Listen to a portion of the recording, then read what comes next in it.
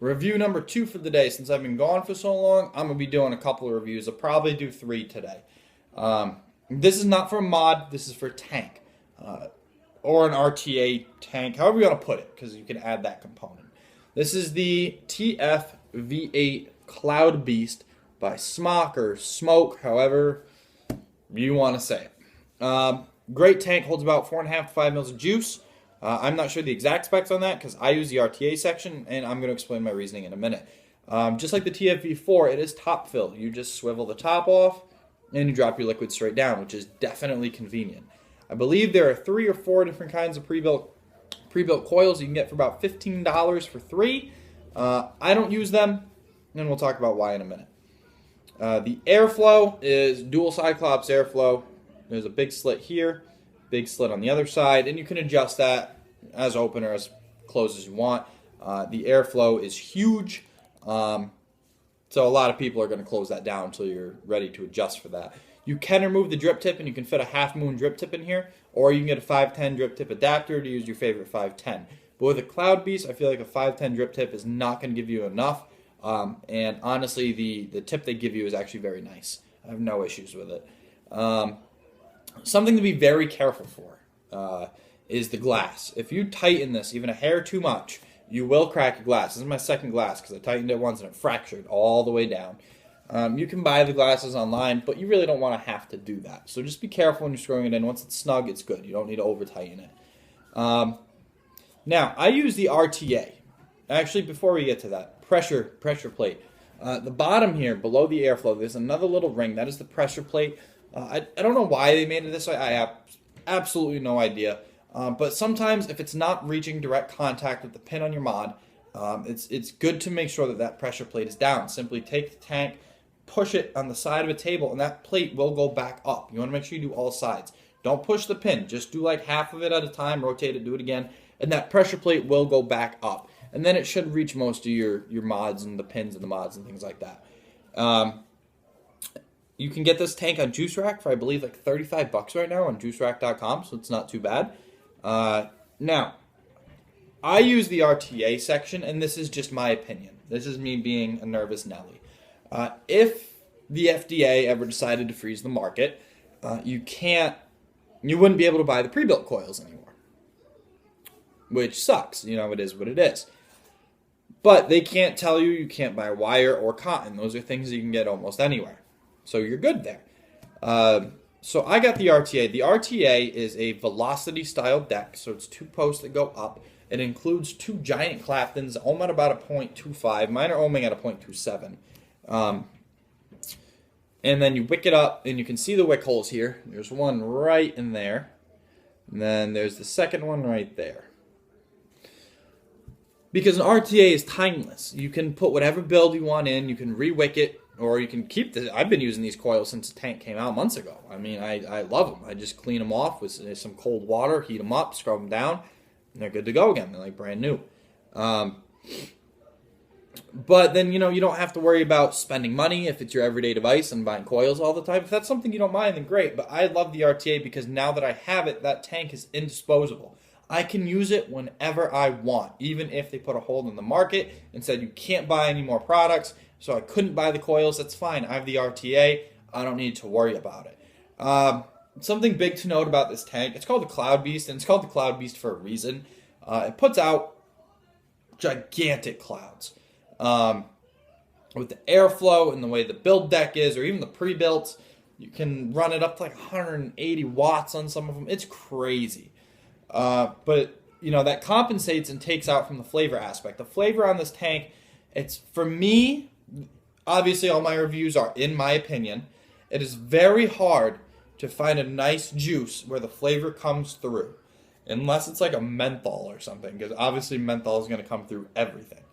Right now, I am doing from Juicebox, it's called Cocoa Drips.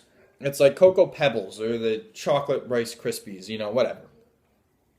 And it's pretty good, but when I drip it, the flavor is so much more intense than when it's in the tank. This tank is meant for cloud put out and not for flavor. Obviously, if you're a really good builder, you could go for a flavor build and put it in your RTA. But with how big the deck is, it's actually kind of hard to do because you need to be able to stuff a lot of cotton. And a lot of flavor builds are tinier. I mean, there are some big flavor builds, but you need to have the skill set to make those. But I like it for the sheer fact that even if the coils stop being sold, I can use the tank.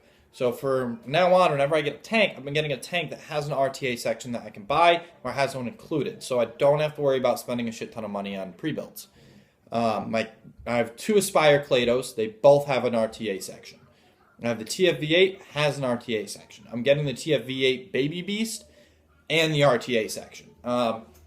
It's just a precaution. I mean, I get pre-built sometimes. It's easier than rebuilding. I just kind of smack one in and I'm good to go. But I prefer to be safe than sorry and make sure I have one ready. So let's take a hit and then we'll talk about the juice and a little more about the performance. And mine's going to have a slow ramp up because I don't like going above 100 watts on this RTA in particular. 100 watts to 125 watts is my comfort zone for vaping. Not to mention doing that, I have not had a single dry hit ever on this tank, so that's a plus.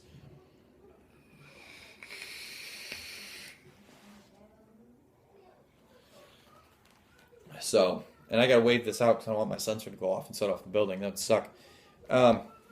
Flavor is decent. I mean, it is what it is. I give the flavor out of all the juices I've had, if you rounded it out, I would say it's about 5, 6 out of 10. It's pretty muted. It's not that great. The cloud production, though, is absolutely insane.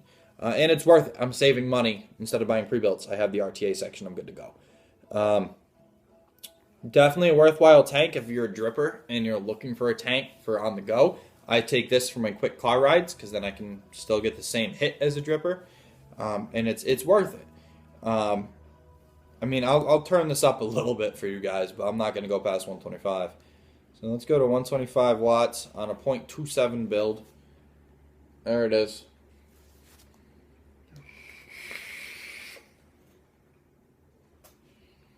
Yeah, and that was like a 1 second hit, but too hot for me. I don't like that. And once again, that's all preference. If you want to run yours higher, obviously know your ohms law and your safety and things like that, and you'll be good. Can you use this on a mech mod? It depends on who you ask, but safely speaking, yes, you can. Only with the RTA section. Do not put a pre-built in here and put it on a mech mod. That is not safe. But if I wanted to put this on a hybrid or a mech, I could certainly do that with the RTA section because it's still going to heat those coils and it'll be just fine. With a single 18650 though, with how big these coils are, it's going to take forever to heat. It's not exactly worth it, but you can still if you really wanted to. And actually, I will show you that right now because I have my blue switch mod here.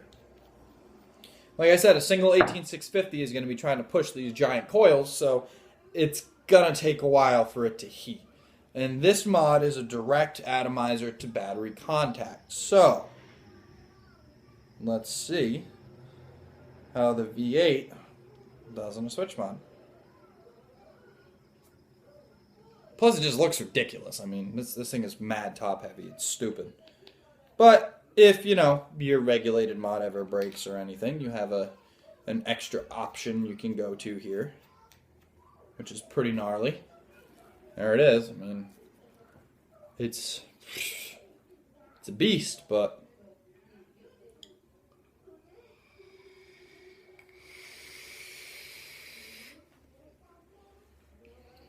the ramp up on there is absolutely stupid.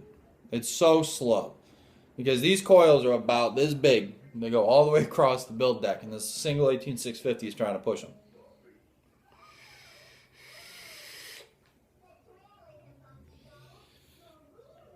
It works. I don't recommend it. You're going to kill your battery. You're not going to get that many hits. It's not worth the time and the effort. Is the tank something I'd buy again if it broke or if I lost it or whatever? Absolutely, I would if I had the RTA section. I love it. I use it almost every day on my car rides. Okay, making sure that was still heating. There we go. I use it almost every day on my car rides. It makes things so much easier. If I don't want to carry a bottle of juice and I just want to carry a nice hard-hitting mod, I'm good to go. I do not recommend this tank for beginners, like whatsoever. It is not a beginner tank. This is a tank you need some experience to use, regardless if you use pre-builts or the RTA deck, because you need to know your ohms. You need to get a nice mod for it.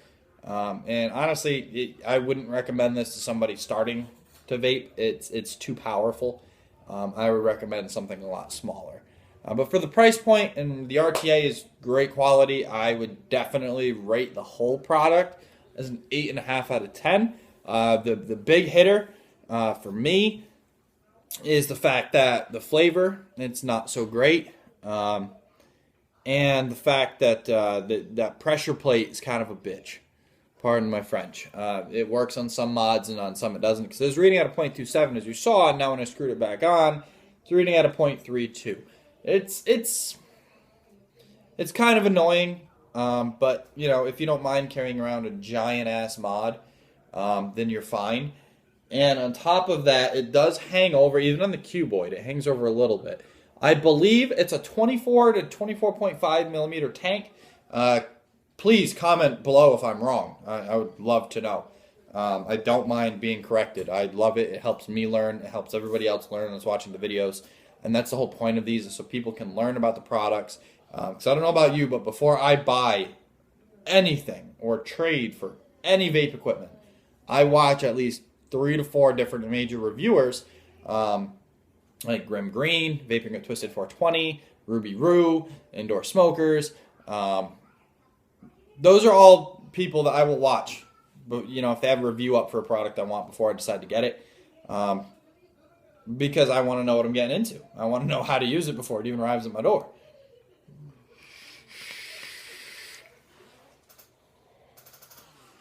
Like I said, that's only at 100 watts.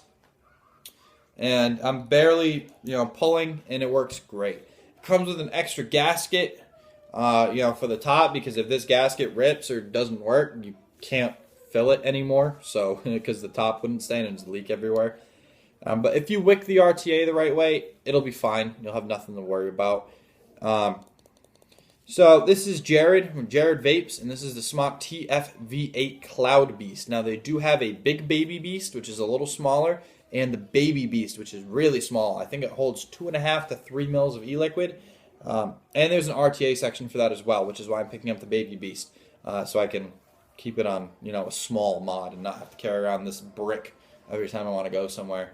That is the other downside, is weight. It will make a lot of your mods top heavy, or with this one, it balances out the cuboid. It's still, I'd say a good 4 pounds.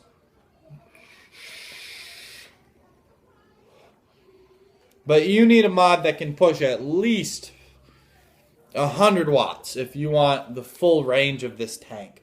So that is something to keep in mind before you purchase it. Definitely worth having, especially with the RTA section. It makes the tank indisposable, and you could use it even if there's a freeze on the market. That's my recommendation that I tell everybody, is if you want a tank, get something with an RTA component. It'll save you the struggle, it'll save you the time, and it'll save you money. A lot of people switch over to vaping to save money. I started that way, and then it became more of a hobby. I still have like 4 different mods up there I got to review. On top of, I have at least 86 juices in my room that I need to review. Some good, some bad, but I got to get it out there. So once again, I'm sorry for my absence, but there will be a lot of reviews coming up. I'm going to upload 3 today. This is the second of the 3rd series. The first one was on the Switch mod. I just did the tfv8 and the Cocoa Drips, which I give like an 8 out of 10. It's not bad. The throat hit's a little unbearable to kind of wrap that up, which is why the airflow is all the way open.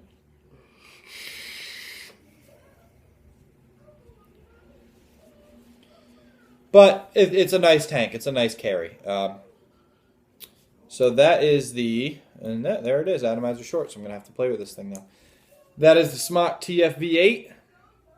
And this is Jared Vapes, and thank you for watching.